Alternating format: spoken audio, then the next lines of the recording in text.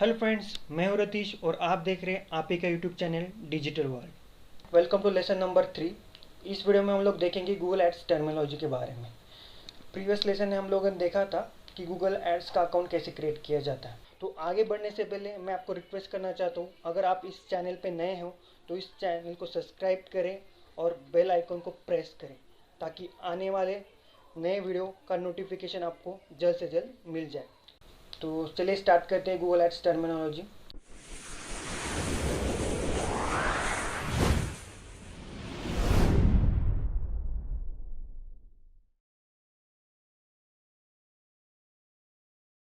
तो Google ads terminology है क्या? Google ads terminology Google ads की स्टैंडर्ड्स टर्म्स है जिसे कि हम लोगों को जानना बहुत ही ज़रूरी है। अगर आप पहली बार गूगल एड्स रन कर रहे हो तो आपको ये टर्म्स जानना बहुत ही ज़रूरी है। इस टर्म का यूज करके ही आप लोग अच्छे तरीके से एड्स रन कर पाओगे, इसलिए इसे जानना बहुत ही ज़रूरी है। ठीक है, तो पहला जो टर्म्स है वो है CTR। तो फर्स्ट टर्म है CTR। CTR का मतलब है क्लिक थ्रू रेट और उसका फॉर्मूला है number of clicks divide number of impression, यानी कि कितने लोगों ने आपकी ऐड देखी और उसमें से कितने लोगों ने आपके ऐड पे क्लिक किया, उसे हम लोग CTR कहते हैं। तो एग्जाम्पल के लिए हम लोग देखते हैं कि सपोज कि 100 लोगों ने आपकी ऐड देखी और उसमें से 7 लोगों ने आपकी ऐड पे क्लिक किया, तो CTR कितना हुआ? 7/100, यानी कि 7% आपका CTR हुआ। ठीक है, नेक्स्ट टर्म है CPM। CPM का मतलब है कॉस्ट पर 1000 इम्प्रेशन, यानी कि पर 1000 इम्प्रेशन के लिए हम गूगल को कितना पे करते हैं उसे हम लोग CPM कहते हैं। ठीक है, अब हम लोग इम्प्रेशन और रीच इन दोनों का डिफरेंस देखते हैं। इम्प्रेशन ये जो टर्म है वो आपको फेसबुक में भी दिखाई देगा और गूगल एड्स में भी दिखाई देगा, और रीच जो टर्म्स है वो आपको खाली फेसबुक ऐड में दिखाई देगा। सपोज कि ये 5 लोग हैं और ये 5 लोगों ने आपकी ऐड देखी, तो टोटल इम्प्रेशन कितना हुआ? 5, और आपकी रीच कितनी हुई? 5। और जो नेक्स्ट एग्जाम्पल है वो भी हम लोग देखते हैं। सपोज ये 5 लोगों ने आपकी ऐड दो दो बार देखी, तो टोटल आपकी ऐड कितनी बार देखी गई? 10 बार। तो इम्प्रेशन कितना हुआ? 10, और रीच कितनी हुई? 5। तो आप इस एग्जाम्पल से समझ सकते हो कि इम्प्रेशन क्या है और रीच क्या है। इम्प्रेशन का मतलब है टोटल ऐड आपकी जितनी बार दिखाई जाती है उसे हम लोग इम्प्रेशन कहते हैं, और रीच टोटल यूनिक लोग आपकी ऐड देखते हैं उसे हम लोग रीच कहते हैं। ठीक है, नेक्स्ट टर्म है CPL। CPL का मतलब है कॉस्ट पर लीड, यानी कि एक लीड के लिए आप कितना खर्चा कर रहे हो, एक लीड के लिए आपको कितना खर्चा आ रहा है। ठीक है, एग्जाम्पल देखते हैं उसका। सपोज कि 100 लोगों ने आपकी ऐड देखी, उस 100 में से 40 लोगों ने आपके ऐड पे क्लिक किया, तो इसका मतलब क्या हुआ? 40 विजिटर आपको मिले। 40 विजिटर ने आपकी वेबसाइट पे विजिट किया। तो इसके लिए हम लोग एग्जांपल देखते हैं। सपोज इसके लिए मैं एक एग्जांपल देता हूँ। सपोज कि हम लोगों ने क्या किया, ऑनलाइन डिजिटल मार्केटिंग कोर्स, इसके लिए एक एडवर्टाइजमेंट रन किया।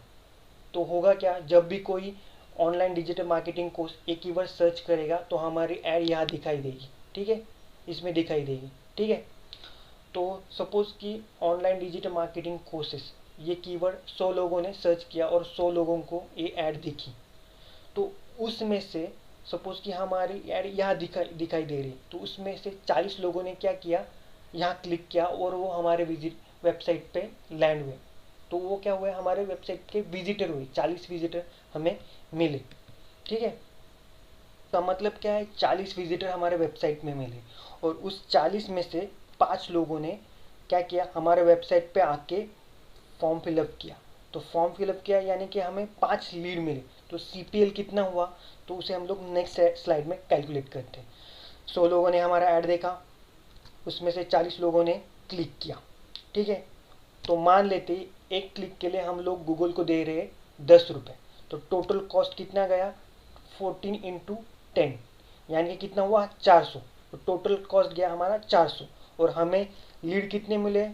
5। तो CPL कितना हुआ? CPL का फॉर्मूला क्या है? Total cost divide total number of leads, यानी कि टोटल कॉस्ट था 400, लीड मिले थे 5, तो 400 डिवाइड 5, तो 80, तो एक लीड के लिए हम लोग 80 रुपये गूगल को पे कर रहे हैं।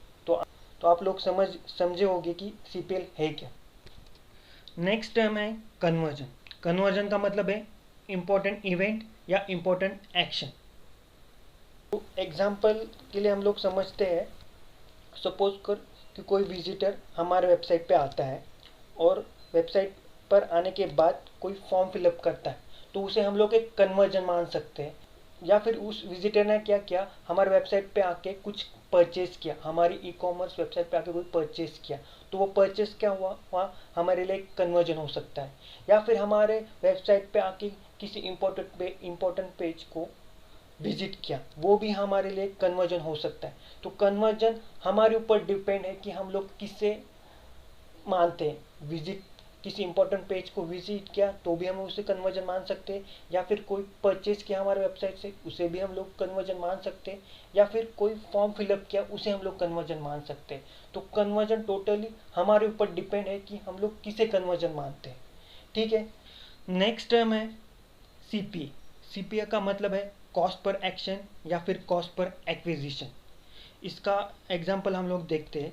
सपोज कि मैंने गूगल पे ऐड रन किया और उस ऐड रन करने की वजह से मुझे 40 विजिटर मिले। तो वो 40 विजिटर हमारे वेबसाइट पे आए और उस 40 विजिटर के लिए मुझे 400 रुपये स्पेंड करना पड़ा, गूगल को देना पड़ा। जाहिर सी बात है 40 विजिटर हमारे वेबसाइट पे आएंगे तो 40 के 40 तो कन्वर्ट नहीं होंगे। तो सपोज करते हैं कि उसमें से 2 लोगों ने मेरा सर्विस बाय किया, तो CPA कितना हुआ, तो उसे हम लोग कैलकुलेट करके देखते हैं। ठीक है। तो CPA का जो वो फॉर्मूला है वो है total cost divide total customer acquire. ठीक है। तो मेरा टोटल कॉस्ट कितना था 400, और मेरा जो टोटल कस्टमर एक्वायर हुआ है वो है 2, तो मेरा CPA कितना हुआ 200। तो मुझे एक कस्टमर एक्वायर करने के लिए 200 रुपये खर्च करने पड़े।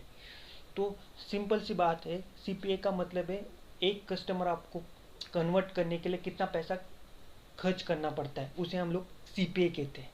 ठीक है। नेक्स्ट टर्म है ROI। ROI का मतलब है रिटर्न ऑन इन्वेस्टमेंट, और उसका फॉर्मूला है total revenue minus total amount spend, उसे हम लोग कॉस्ट भी कहते हैं। तो मान लीजिए मैंने गूगल एडवर्टाइजमेंट पे 400 रुपये खर्च किए और वहाँ से मुझे 4000 का रेवेन्यू जनरेट हुआ। तो मेरा ROI कितना हुआ 4000 माइनस 400, यानी कि 3600 रुपये मुझे ROI मिला। ROI का मतलब क्या होता है, मैंने गूगल पे जो खर्चा किया है उस खर्चे से मुझे कितना रेवेन्यू जनरेट हुआ है, उसे हम लोग ROI कहते हैं। ठीक है। उम्मीद है कि आप लोग ये ये लेसन समझे होंगे। तो आज के लिए इतना ही। नेक्स्ट वीडियो में मिलते हैं, तब तक के लिए बाय बाय, टेक केयर।